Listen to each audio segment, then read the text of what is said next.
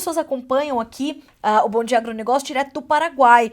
Até porque o papel de coadjuvante, de protagonismo do Paraguai, que até pouco tempo era de coadjuvante, vai crescendo. O Paraguai vai trazendo uma importância cada vez maior, né, e se estabelecendo de forma cada vez mais presente no mercado global de grãos, vai ampliando a sua produtividade, vai ampliando os seus resultados, e é sobre isso que nós vamos falar nesta segunda-feira no nosso quadro de entrevistas aqui no Bom Dia Agronegócio.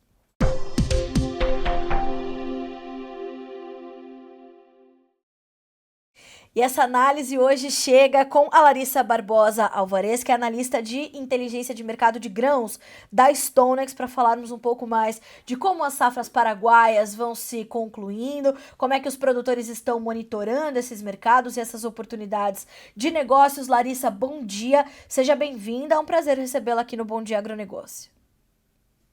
Bom dia, e o prazer é meu de estar não só com você, mas com a audiência também. Nós agradecemos muito você aceitar o nosso convite para nos trazer informações de um país tão importante, um dos nossos vizinhos aqui.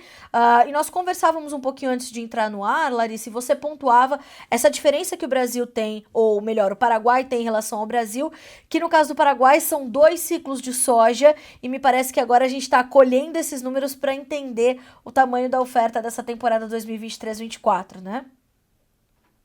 Isso.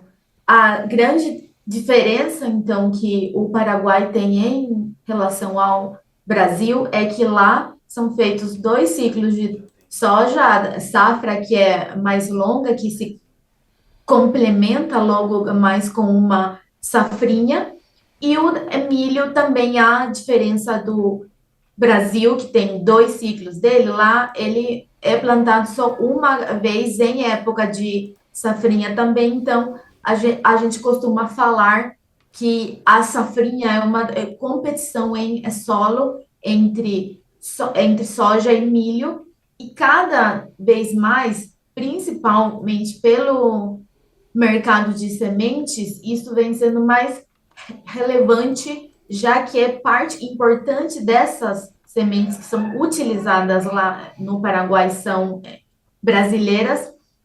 Então, temos um público de clientes que cada vez mais de perto segue esse andamento e como que essa competição de solo, de qual que vai ser a escolha final dos agricultores, ela é dada. Mas então a questão da soja, aqui, o que já está concluindo, a gente fala também que, se bem o grosso do que vai ser produzido no Paraguai, ele é plantado na safra, a safrinha ela é muito importante para ter o número final de quanto que vai ser o balanço, quanto que vai ser o total a ser colhido.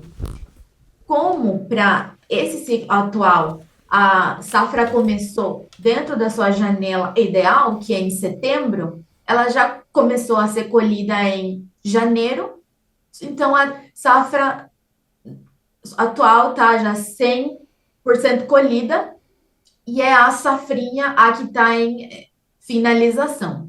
Os nossos números acreditam que, se o clima continuar favorecendo, as próximas semanas de junho vão ser suficientes para já ter 100% da safrinha de soja colhida também. E se bem o clima foi bem heterogêneo, as chuvas elas chegaram de forma muito desiguais, mais no Alto Paraná, que faz fronteira com o Paraná e que é o estado que lá produz mais grãos, nós tivemos uma revisão para cima em comparação à estimativa nossa do mês de maio. Então, nós esperamos que para a soja sejam colhidas pouco mais de 10 toneladas para o ciclo atual. E uma outra questão que é muito importante também é que a comercialização vem um pouco mais devagar em relação ao que já se viu em anos anteriores, porque pela queda dos preços em Chicago começo do ano, o basis, ou desconto que é feito aos produtores, chegou a um ponto poucas vezes visto, já que usualmente o desconto por tonelada em Assunção, que é o principal porto de saída para soja, costumava ser entre 30 e 40 dólares por tonelada. Só que entre fevereiro e março, em cidades que são muito importantes, estão entre as que mais produzem soja lá no país, como Santa Rita ou San Alberto, foi nos comunicado que alguns produtores chegaram a ter ofertas para desconto entre 80 ou 90 dólares. Então foi 3 vezes mais do que costumava ser visto, o que gerou uma reação de cautela e de espera também, pelo que então o que já costumava ser comercializado no primeiro trimestre do ano se estendeu para quase o final deste primeiro semestre, onde novamente os bases se normalizaram mais até o fim de maio. A gente voltou a ver que esse desconto ficou no patamar de entre 34 e 40 dólares, que é o histórico. Então, esperamos também que até a finalização deste primeiro semestre, grande parte da soja paraguaia esteja já vendida. Bom, Larissa, isso mostra que o produtor está atento a essas informações, o produtor está de olho nesse quadro para entender quais são as suas melhores oportunidades de comercialização, para entender como a sua competitividade está se comportando. Exatamente. E a gente viu também que o mercado de insumos ele se adaptou a essa situação, já que usualmente os contratos de insumos no Paraguai eles costumavam vencer já em abril, que era um dos motivos pelos quais, já com a colheita da safra, esses grãos eram comercializados, pois os produtores tinham que ir cumprir com as suas obrigações. Só que por essa questão do preço que obrigou os agricultores a terem que adiar a venda dos seus grãos, o que a gente viu é que grande parte dessas dívidas foram trasladadas de abril a maio, que coincidentemente também aconteceu que a retomada dos preços em Chicago e as quedas nos descontos contribuíram, então, para que se normalizasse mais essa comercialização também. Larissa, isso acaba comprometendo o planejamento do produtor paraguaio para a próxima safra, né? É interessante essa sua análise de que essas dívidas foram levadas, né, de um mês onde eles estariam ali cumprindo alguns compromissos, foram adiando, foram, né, estendendo um pouco essas dívidas. Isso vai comprometendo o planejamento deles para a safra 2024-25, para o próximo ciclo?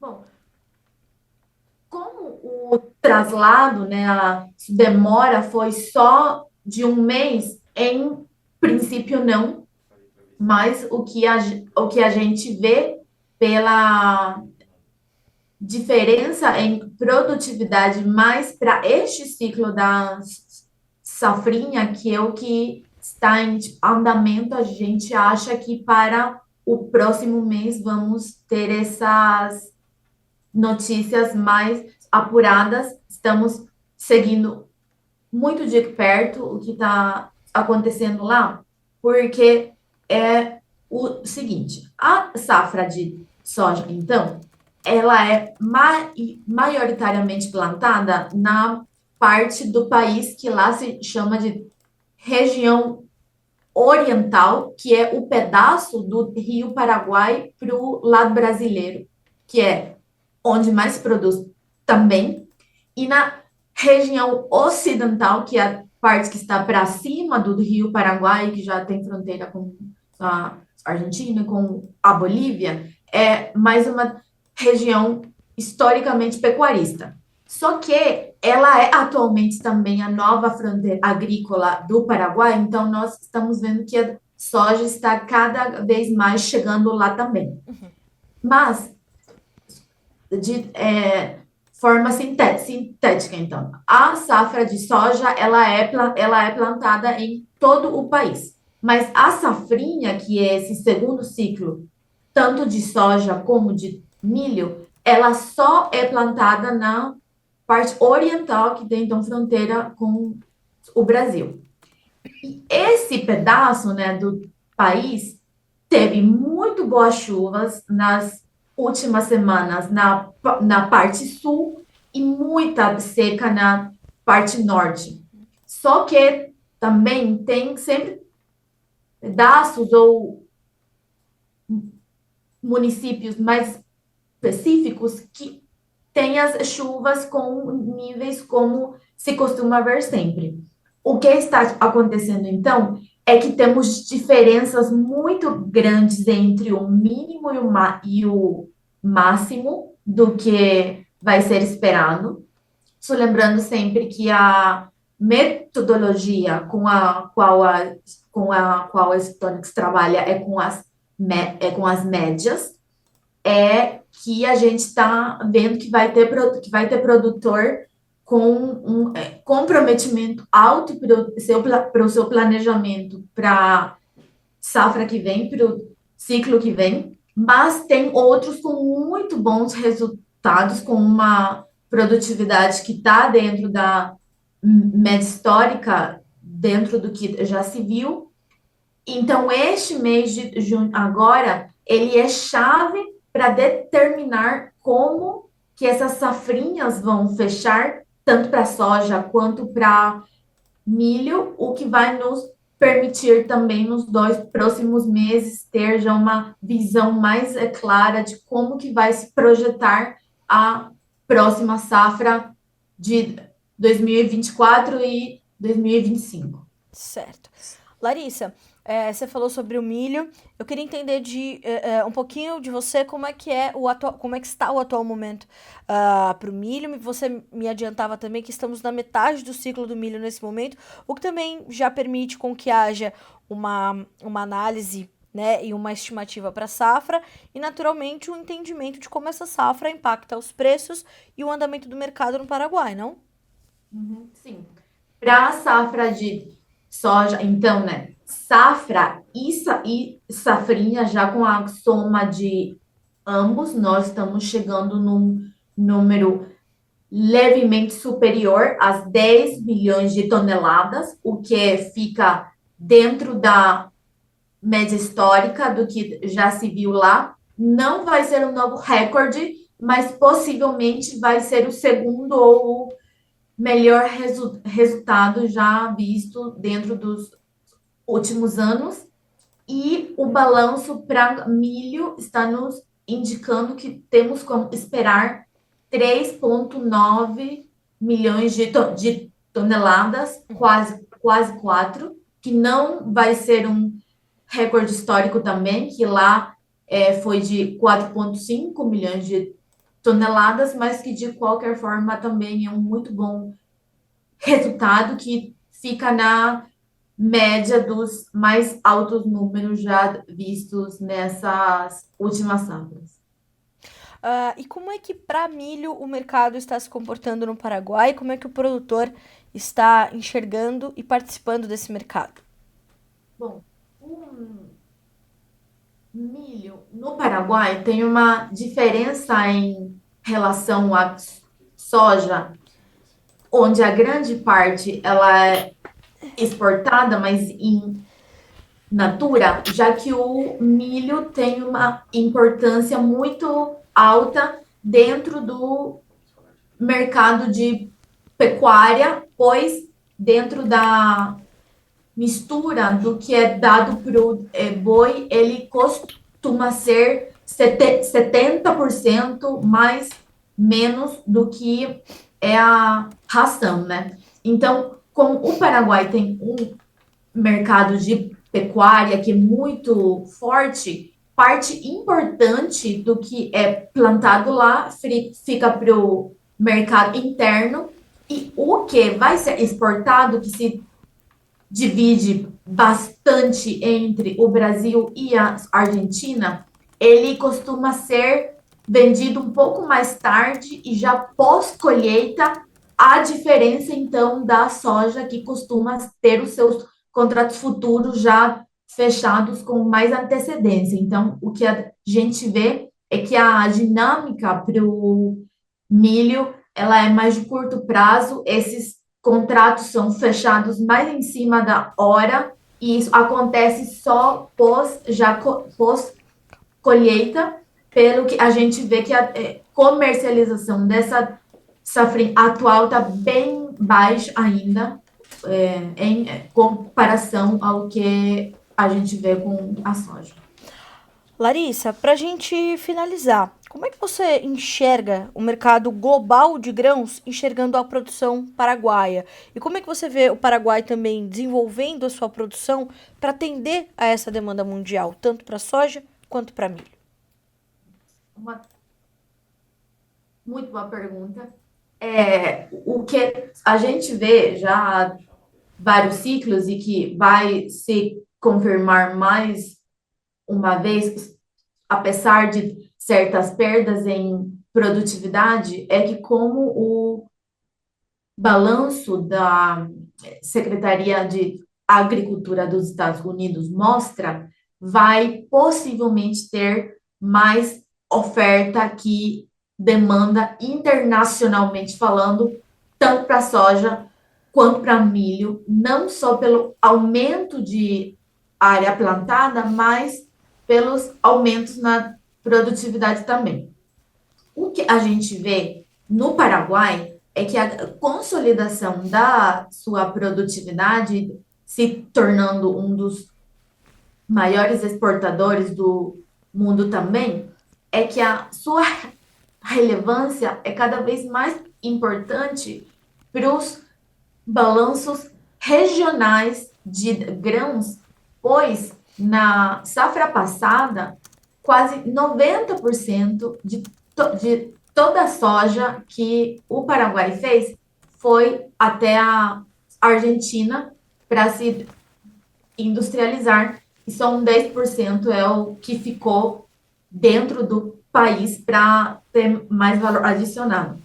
Então, o papel que o Paraguai cumpre hoje no mercado internacional faz muito mais ênfase em sua posição em ter que compor esse estoque e essa oferta já final desde a América do Sul, com os seus dois grandes vizinhos, e cada vez mais também a gente vê que certas sementes mais de milho passam a ter uma importância muito relevante para o que é o oeste e o sul brasileiro, já que nós consultados sempre também como que a exportação então está se dando, pois essas sementes passam a estar dentro do planejamento dos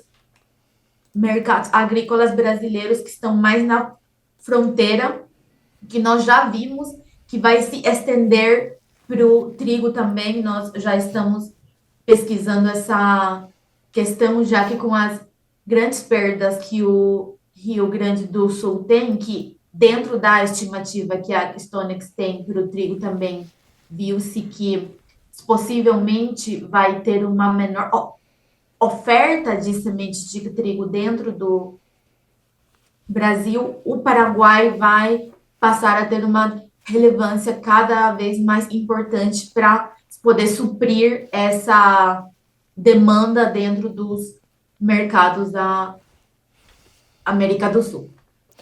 Bom, Larissa, você com certeza vai nos ajudar a construir essas informações para a nossa audiência, em novas participações. Já estou te esperando para mais conversas para que a gente continue mantendo as atualizações, né, das informações vindas do Paraguai. Obrigada por aceitar o nosso convite. Você é sempre muito bem-vinda aqui no Notícias Agrícolas, no Bom Dia Agronegócio. Certamente estaremos juntas para continuar atualizando essas informações. Muito obrigada. Não, sou eu quem agradece e é só chamar que nós conversamos mais sobre o assunto. Vamos conversar com certeza. Obrigada, Larissa. Uma ótima semana para você. Para você também. Muito obrigada.